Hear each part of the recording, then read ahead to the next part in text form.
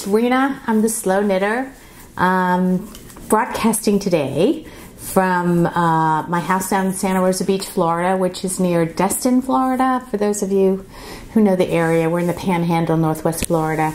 And we've been down here since the 1st of May, beginning of May. And the last time I podcast was, I think, the Tuesday before we left. So it's been 3 weeks. Sorry, I usually try to do every 2 weeks, but you're at the beach. You're relaxed, and suddenly it's like, oh, I haven't podcasted in 3 weeks.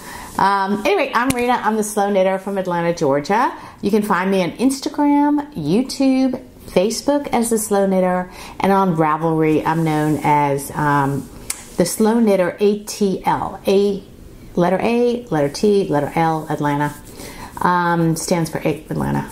So the Slow Knitter ATL, I have a Slow Knitter podcast group there. So please jump in, introduce yourself, and I have a couple of knit-alongs going on there. I have a sock knit-along and a hat knit-along. So, and I'm giving away yarn indie dyed yarn every 3 months or so. So it's been fun. It's been a lot of fun. Anyway, okay, so here we are. This is episode 29. The name of this episode is Cottoning On to Cotton. Yeah, I was trying to look for like cotton braids, and I found this one, and I thought, cottoning on to cotton would be a good phrase. And I'm like, well, what does that mean, cottoning on? And so I did a little research. So cottoning on to cotton simply means it's from a phrase the poet George Wharton used as a verb, spelled cotton, C-O-T-T-E-N, which he meant to make friendly advances. You're cottoning on to somebody, making friendly advances. There's a U.S. definition of the phrase. That's a U.K. definition. The U.S. definition is, which is taking a liking to. The official definition of cottoning on is to get to know or understand something, which was really appropriate for me because I'm getting to know, and I'm sort of now really liking knitting with cotton. The last time I knit with a plant-based fiber was I knit with a linen yarn from Quince & Co. 3 or 4 years ago. I was trying to make a summer vest. I didn't like it. I didn't like it, and it didn't like me. First of all, unless you really, a linen is, I think, one of those fibers where it's sort of stiff to knit with, and apparently it blooms really beautifully once it's blocked. But while I was knitting it, it was so uncomfortable, and I was knitting it with, Chai-Goos or stainless steel needles, and it was so uncomfortable. And I frogged it. I didn't frog it. I think I still have it in pieces. It was not a good experience. I don't even know why I picked that color. Well, that was 3 years ago. I have different tastes in colors now. But anyway, yeah, no for the Quince & Co. linen for me on the steel needles in the pattern that I chose. Now, it might be different now with linen, but I don't know. So I was really reluctant to try cotton because, as many of us know, cotton has no give. And I was a little concerned that if I knit with it and I got to a certain point, I wouldn't be able to go any further.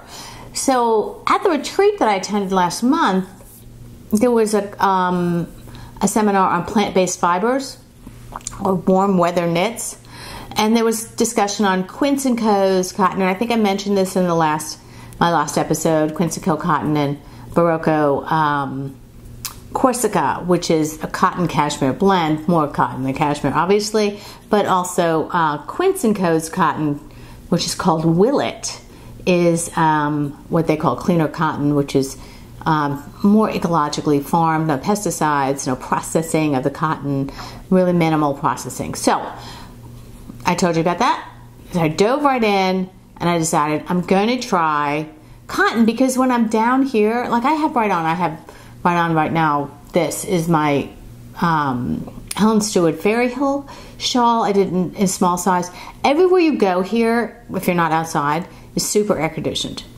Restaurants, went to the movies yesterday with some friends and had to bring this because it's cold in there. So even though I'm wearing long sleeves, I'm still chilly. So I thought, well, I'll bring this.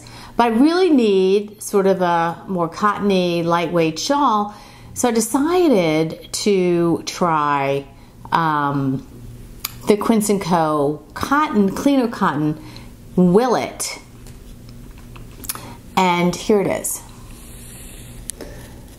You can see that. And there's their label. You know what their labels look alike.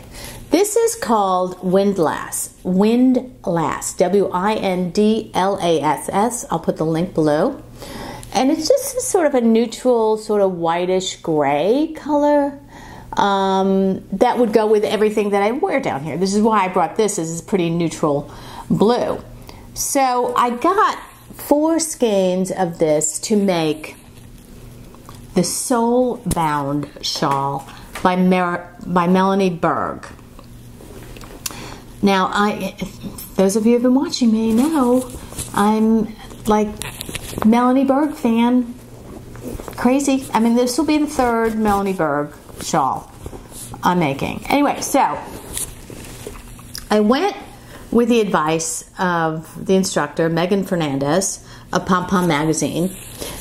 And I'm just putting my coffee down. And I'm using Luca needles so that I don't, wooden Luca, which I learned how to pronounce today. Thank you, Stacy from Very Pink Knits. Luca needles. I've been calling them Likey, Lukey, Luca. So I started this. It is the funnest knit. And she actually designed this shawl with this yarn for Quince & Co. It's a garter and lace pattern. It's beautiful. And I have to tell you, I really am enjoying the yarn. And I think it's because I'm taking Megan's advice and knitting with wooden needles. I'm doing sort of a loose gauge. And it's beautiful. It's sort of asymmetrical. It's not huge. It's going to be, I think, around 300 stitches by the time I'm finished with it. And it's lovely. I mean, you do like 2 repeats of the lace section and 3 repeats of the garter section, and then bind off. It's lightweight. It's going to be really pretty on with anything that I'm wearing. So I really, really am enjoying knitting with this cotton. Now, I think the pattern calls for 5 skeins. I'll probably shorten the number of repeats. I'll see where I am. I got 4 skeins, and I'm at the end of the 2nd skein. I'll add the 3rd and judge from there where I want to go with it, but in terms of repeats. But I'm really, really enjoying it. So I can't say enough about the Quince & Co. Cleaner cotton. It comes in all sorts of different colors. I think they just let me know that they have other colors, but I'm just going to wait. I'm not going to jump into anything else, but I'd really, really, this is going to be great, lightweight, long enough to wrap around a couple of times, and it's going to be really, really comfortable. And it's, it's plant-based, so that's good. I was really concerned that I would not be able to knit with plant-based after my experience. Again, this was 3 years ago with the Quince & Co. linen, which I didn't like it. Another yarn that Megan told us about in the class was, and I mentioned this in the last podcast, was Berrocco, which I love knitting with Berrocco. I've knit a couple paths with Berrocco yarn. It's very satisfying to knit with. And the yarn is called Corsica. And this was the colorway that she had in the class that she let us all try. It's sort of a pinkish blushish. It's not really my color, but yet everything I've been knitting lately is sort of pastel-y. So maybe it is my color. I don't know. Corsica. There it is. And this is the. I know it has a colorway. No, it's 3611. They don't usually have colorways. 3611. FYI. And I bought it because I had tried it at the retreat, and I thought, maybe I can do something with that. I did stop by Destin Yarn Shop, which is our local yarn shop here at the beach, and Carol does carry Berrocco yarns. And so before I ordered it, I stopped by the yarn shop and I said, Carol, do you have Corsica? And she said, no, that's the one I don't have. And I said, okay, and when you're in the yarn store and you're knitting, she likes you to knit with the yarns you've purchased there. I said, well, I'm going to get it, and I'm going to come in and I'm going to knit with it. And then if anyone asks what it is and they want it, she said, oh, it's okay, bring it and we'll check it out. So I'm going to bring it Thursday when I go over there to do a little knit afternoon and bring Corsica with me. And I decided I had started the Helen Stewart Pebble Beach shawl with a Malabrigo sock, but I think I'm going to use this. I'm going to do Pebble Beach with this because it is a sort of a summery shawl. I don't really have a pinkish shawl. Well, I kind of do. Now that I did that Impressionist shawl, there's a lot of pink in it. You know, it's neutrally pink. It's blushy, so it won't clash. And I wear mostly dark clothes, like black, black, black, black, black. It'll go. So I'm gonna cast this on Thursday. Yet another whip I'm gonna cast on. Whatever. My hope is to finish Soulbound this shawl in the next week or so. I mean, we're going home a week from Friday, so by the time we get home, I hope to have that done. Anyway, yay! So Corsica. So we'll try that. I got 5 skeins of this. It's very reasonably priced. I think it'll make a lovely Pebble Beach shawl. So, and that's a fun knit. I started it with a Malabrigo sock. I ripped it out. I'm going to use that for the sock for something else. So, I'm going to pause and I'll be right back.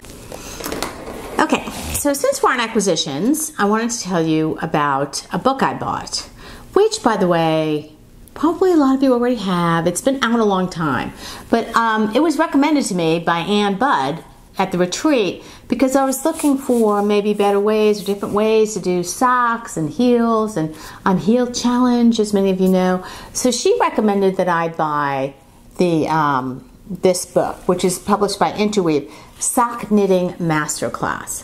So it's got a range of different heel types. It's got patterns in it. It's even got a DVD. Who uses it anymore? I don't know. But there's all sorts of good sock patterns in here too. And since socks are sort of my, I don't know, what would you call it? Achilles heel.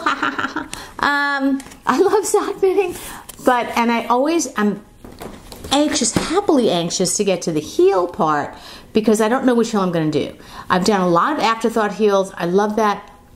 I'm going to need to remeasure my foot again because the afterthought heel is always a little big. So I'm going to have to remeasure again.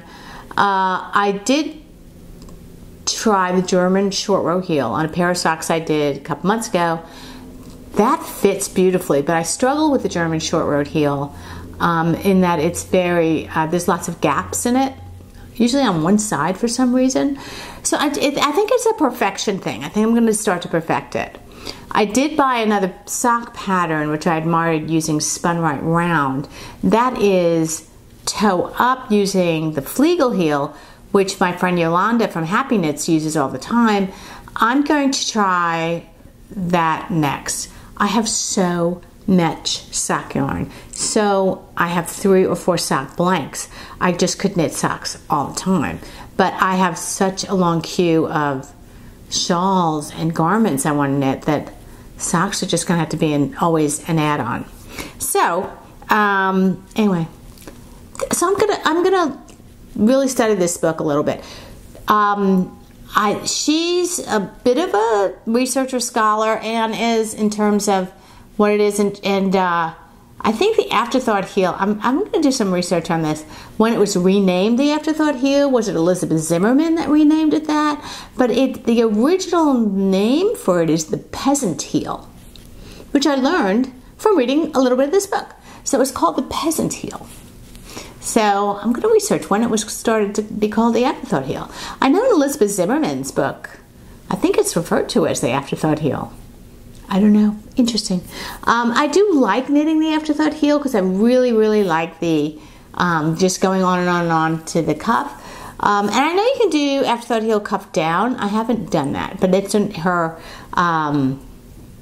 one of Susan B. Anderson's patterns. So I'm going to research that because I actually didn't think I liked doing cuff down, but I do like doing cuff down, and I like alternating between cuff down and toe up.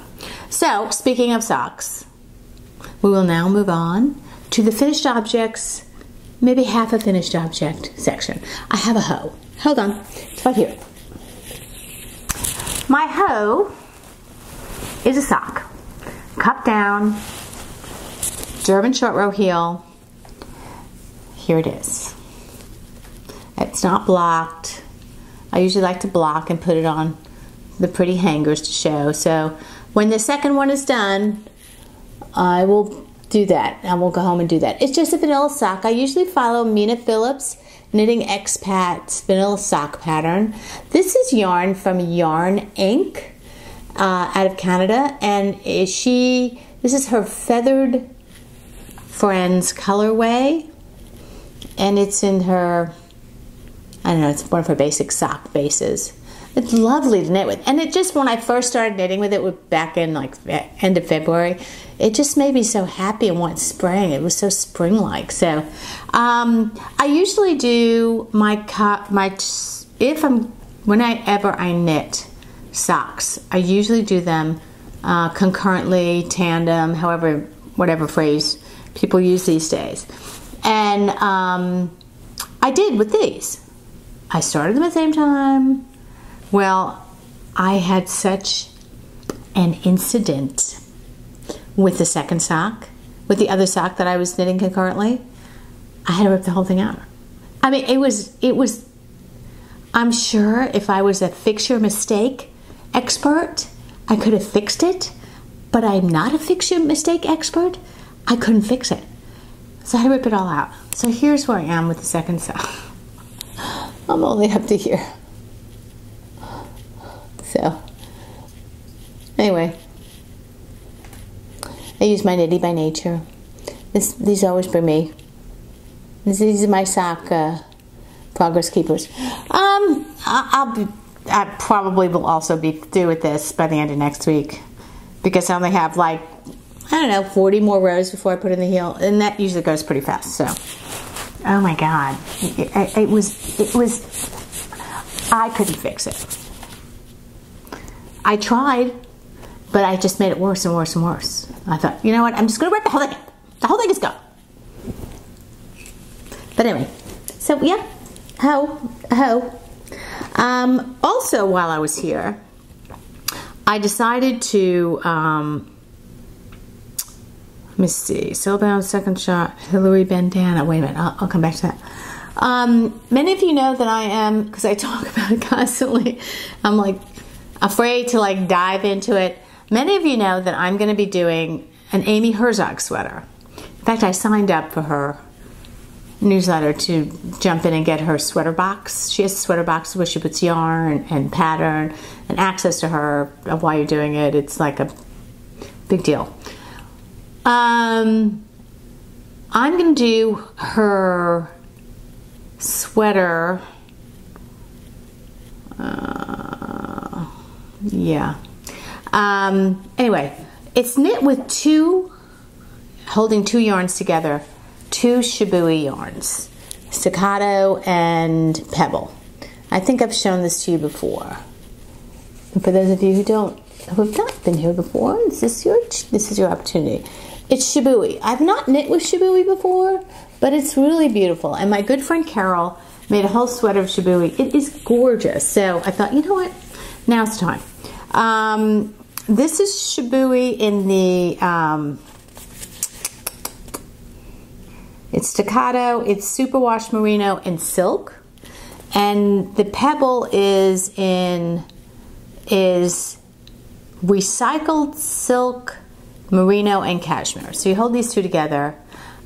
This is the Cove colorway. It's sort of a deep green. I'm very attracted to jewel colors, if I'm not doing pink. I'm very attracted to jewel colors.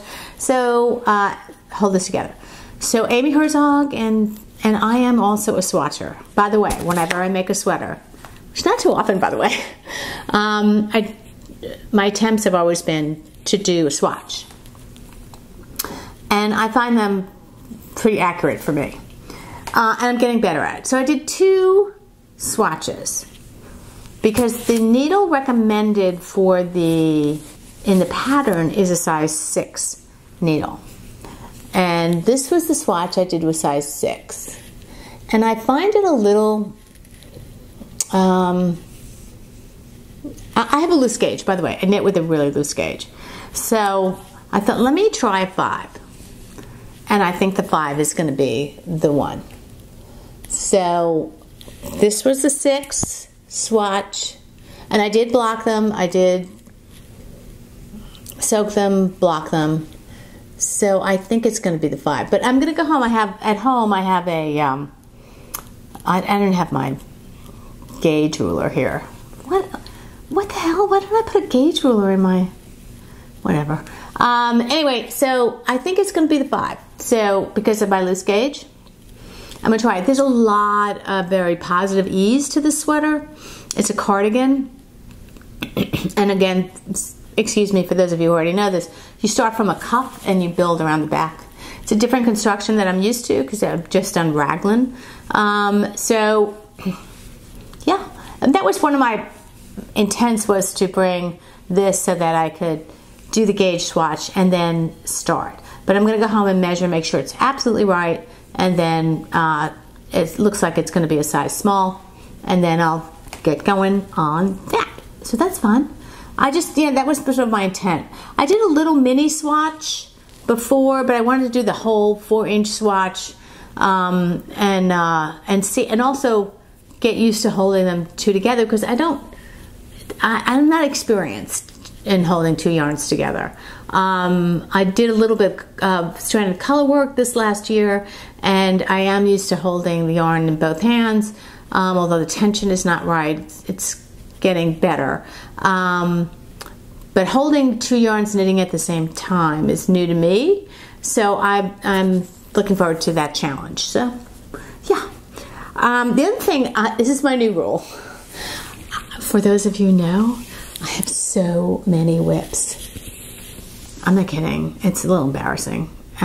Because I love to start things. I love to start things because I'm not sure I'm ever going to finish them.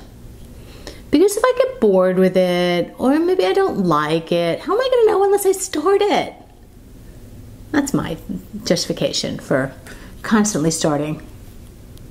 Is that crazy? No. Anyway, I brought with me a couple of whips that I started last year that I really want to finish badly. And one of them is this Anguli shawl by Hilary Smith Callis, who's known as the Yarniad.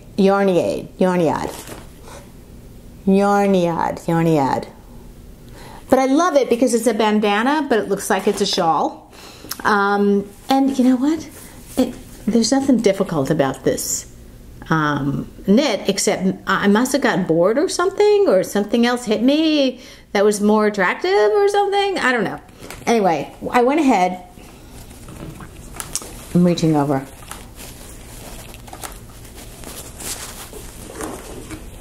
And brought it with me because my new rule now is that I start, for every new project I start, a whip has to be finished. Will it actually work that way? I hope so. That's my goal. Anyway, here it is. It's done in Lorna's Laces, in her silk blends. And I got this as part of I'm part of a yarn club from Loops out of Tulsa, Oklahoma. And this was in the package, one of the yarns. Oh, good Lord. One of the yarns in the yarn kit. The pattern wasn't for me, so I found this pattern, and I love working with this yarn. Now, at certain points, the designer has you put like little locking stitch markers, just say put a locking stitch marker on this side of right, on this side of left. The purpose is that when you actually finish, you seam it together, and it just sort of goes around like that. So it's going to be really, really great. It's a bandana. It's simple. I'm using signature needles on this, which are the cubics, which is sort of like curved. Again, these are wood needles. They're sort of, I don't know if you can see it, but they're sort of like structured a little.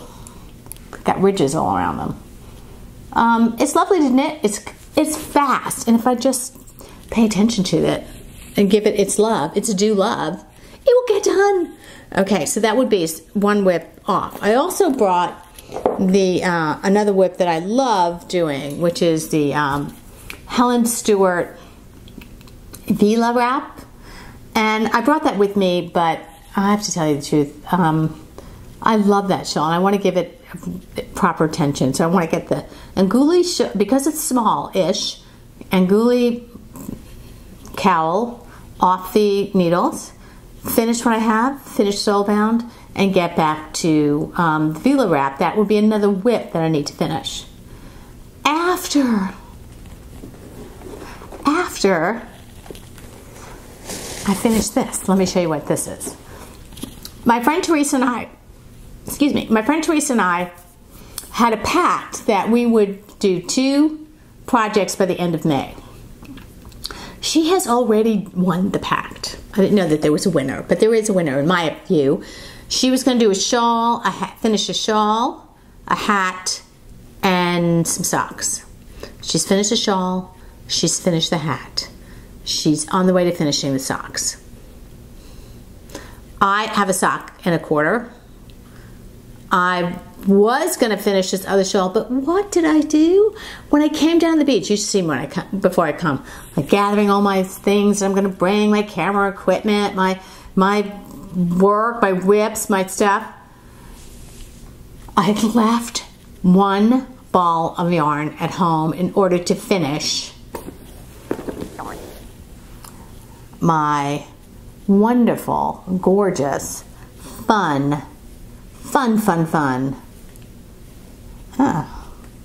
dotted rays. You can't see it because it's all smushed up. I was going to do the small size, but I think I'm going to go for the whole thing. I'm just going to go until I finish this skein of yarn. This is also Quince & Co. I can't tell you how much I love. This is such a fun knit. And this is my first introduction to Stephen West projects. I mean, I love them. I think they're so out there, and I love it. And the dotted rays is really just a lot of short rows, and I'm new to short rows, and I really like the way he does short rows. And I started out with this Quince & Co. This sort of, I think what's the name of it? It's a plant name. God. Anyway, I started out just with that. And then I realized that I had this other, and this is done in the turn base, which is their heavy fingering, silk and wool. And then I realized, wait a minute, I have other turn. I have this sort of goldenrod color. So I'm using that as the color with the accent stripes. I wish I had done it earlier, but I didn't do it when I first started out. When I first started out, I just did this plain, no striping. And then I decided, oh no, I'm going to add in the stripes. So now I'm so excited about dotted rays. And there are just versions of dotted, 100 different versions of dotted rays out there that he's actually done. That I am, I think all of my minis, I have an especially beautiful set of minis from Barnyard Knits. No, yeah. That I think I'm going to do another dotted rays using that with just a color for their accent areas, and just go through them and finish them. And the great thing about dotted rays is you want to end it, you end it anytime you want to end it, which is so freeing and so great. And it's, to me, a lot of fun. And a great introduction to Stephen West that I'm hoping will go on. I'm just checking the time on the camera.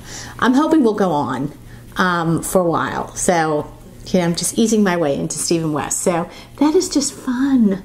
I do want to do Exploration Station, but I really feel like I need to practice brioche, two-color brioche, before I even go there. But yeah, I'm so excited about that one. And that was the one I told Teresa that I would finish.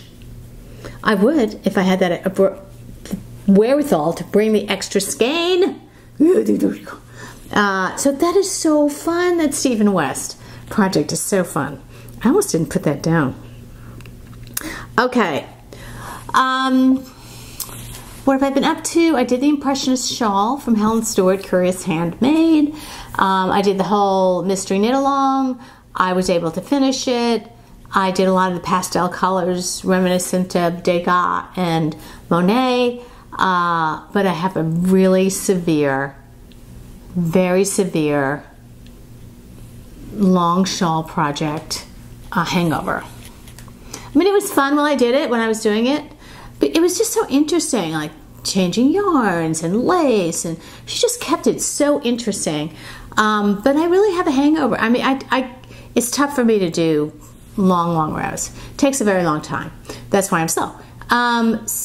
So I think at the end of that one there was 532 stitches. That's way too long for me. So I cut it short. After seeing the last clue, knowing where I could end it, I cut it short, a little over 500, which is still very long for me. But it really came out really beautiful. But I do have a little bit of a Impressionist shawl hangover.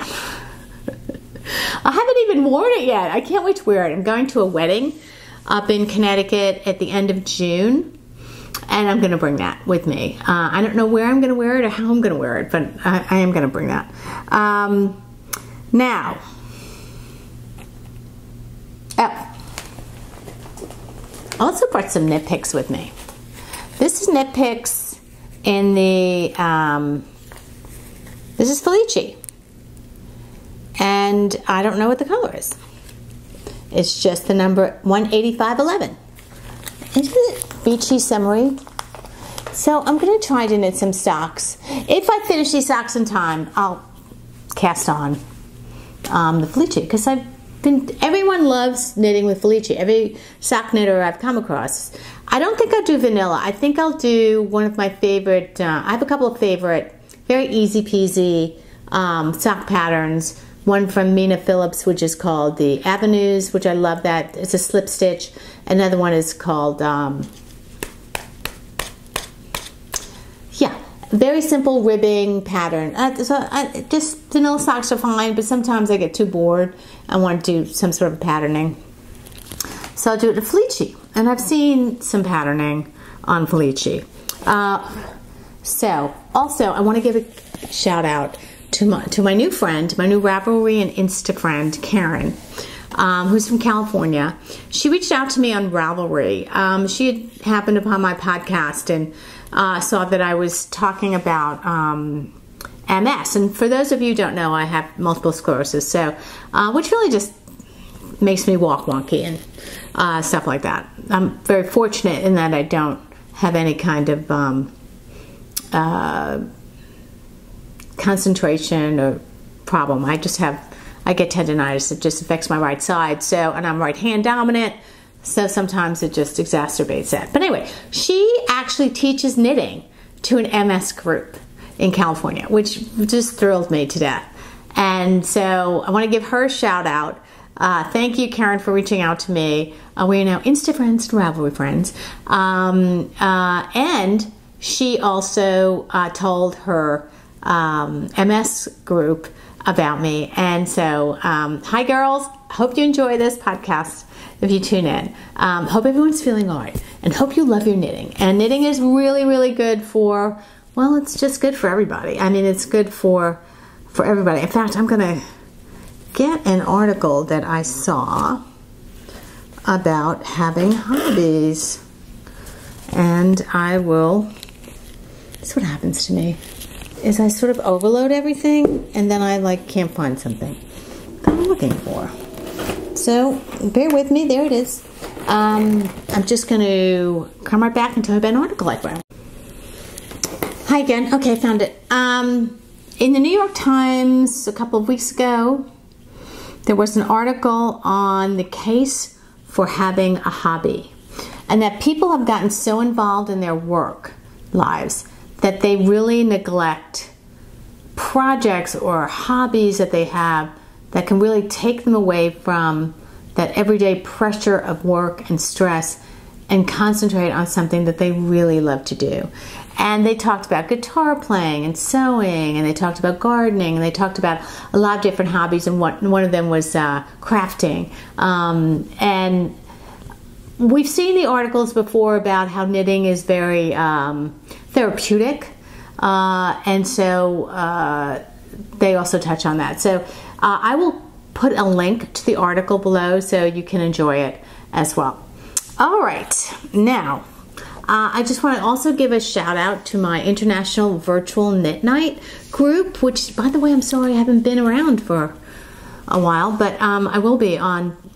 They are going to Rhodes in Greece for a knitting retreat, and I just want to wish everyone a really great time, and I will be there with you in spirit. I want to hear all about it, and I think they're going to try to run the Virtual Knit Night from Greece, from Rhodes. It's moderated by Phil and Eleni, who are both from Athens, Greece, but they're actually going to Rhodes, and a lot of our IVKN friends are going to be joining them there. It's fun. So you all have fun. It'll be great time. All right, let me see. Have I left anything out? Probably, but this will be a short one, which is good. I think that's it. I think a little miscellany chatter. I went to the movies yesterday with my neighbor here at the beach, Linda, and some of the other ladies that we do yoga with here at the beach. We saw Book Club, that new movie that came out with Candice Bergen and Diane Keaton and Jane Fonda and Mary Steenburgen. I mean, it was okay. It was fun, chick flick kind of. It was okay. There are a lot of big stars in it, but it was okay. Yeah, I wouldn't. It was old ladies' day, me, and so it didn't cost very much. I think Tuesday is like senior day. It was like $5 to see the movie, and then it was under $10 for movie, small popcorn, and small Diet Coke. The only time I drink Diet Coke at the movies. I don't know. People have weird habits like me. All right. Also, I want to let you know what I'm reading. Many of us love to read as well as love to knit, and I know a lot of my favorite podcasters are talking about books they're reading and what they're doing. So I may have mentioned this in an earlier podcast, but I often listen to a book on Audible in the car or while I'm knitting, and I also read a book on my Kindle before I go to bed at night. So, and sometimes, and I'll read as just an aside, like a hobby book or a knitting book or an instructional book or something. Not self-help so much, but really just how I can learn more. And I'm a good audible, not, I don't want to say audible, but I retain things better by hearing them. Unless I'm really interested in them, I can read them. Like I love to read books, and I do retain a lot of that. So I'm reading, I don't know why this theme is, don't you do reading themes sometimes?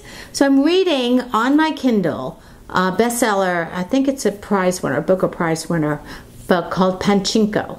And it's really about Korea during, and how it was, Korea and Japan, and how it was affected by World War II, and then there are characters in there. And the focus is on these characters. It's really interesting if you don't know anything about Japan's role, Korea's role as living in Japan during World War II. It's really, really, really interesting. So you have that sort of underlying theme about what goes on with people and in the country if you're Korean and live in Japan. during World War II. It's a little bit cuckoo. I mean, it's really, really interesting. So Pachinko, Pachinko. I will put the link below.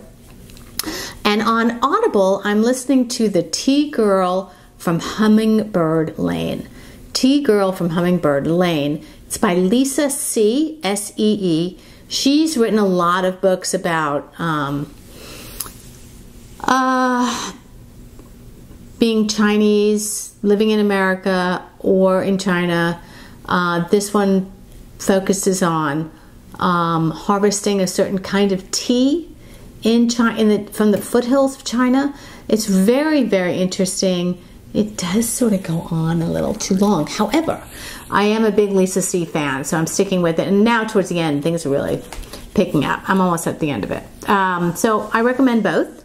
Pachinko, I'm halfway through. It's really, I just want to pick it up all the time.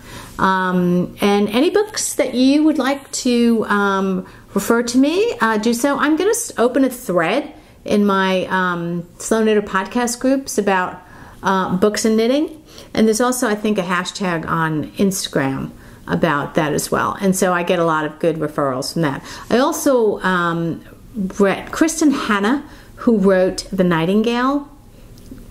Fabulous book. I also read a book of hers called The End, which is a story about living in Alaska.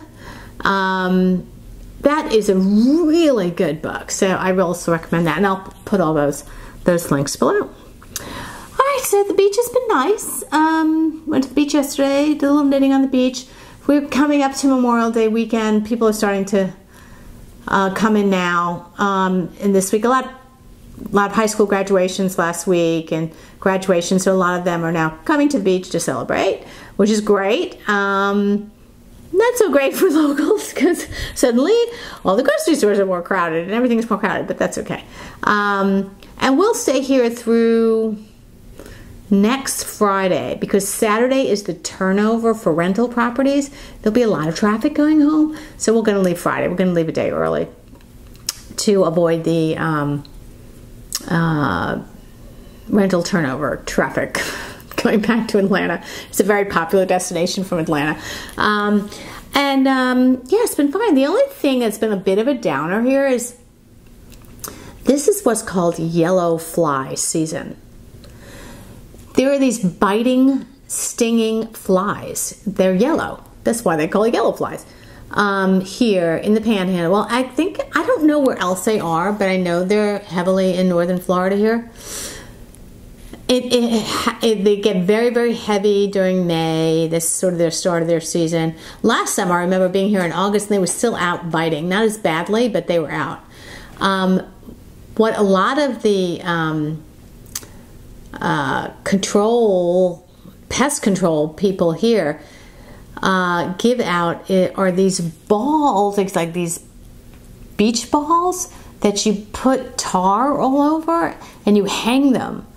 Hang them from like just a rod in your yards or on your decks because the yellow flies stick to them and don't bite you. I don't know. Bob and I are getting bitten left and right because we don't have one of those sticky pole things, and we're going home next week. I'm not going to put one in.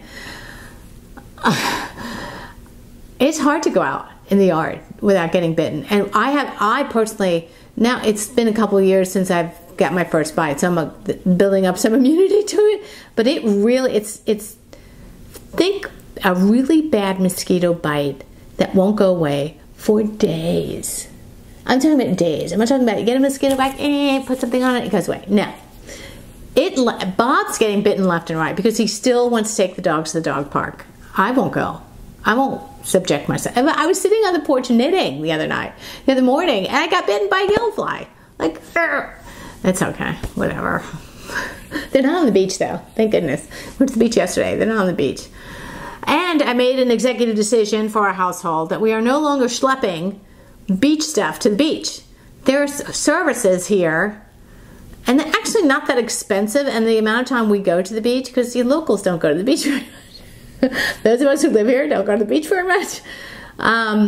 There are services that will put umbrella out and chairs for you, and they don't cost very much money. And the number of days we go to the beach when we're here, not very much, so it's worth it. So that Bob doesn't have to schlep umbrellas and beach chairs, and I'm useless because I just use my walking sticks on the sand because it's so, I walk as it is, and sand just makes it worse. And I use my walking sticks; it's fine. So I can't carry anything. I'm just using my walking stick. Anyway, okay. I think that's it for the beach. So I will be back in Atlanta, and hopefully I will podcast a week after I get back and let you know what's going on there. And hopefully I know I will have some FOs because I have a lot of things that are very close to being finished. But right now, my concentration is on Soulbound in this cotton, and I love it. Thanks for stopping by. Again, I hope you enjoyed your time with me today. And if you haven't subscribed, again, subscribe. Doesn't hurt to ask. And also, send me a note if you'd like me to cover anything specific. Again, go to the Slow Knitter podcast group on Ravelry or below. Just slip me a note and let me know what's going on or what you want me to cover in these things. Again, I think I've lost my clicker. What is wrong with me? Oh no, here it is. I have a clicker that turns things on and off. All right, I'm finally signing off. All right, thanks for stopping by, and see you in a couple weeks. Bye.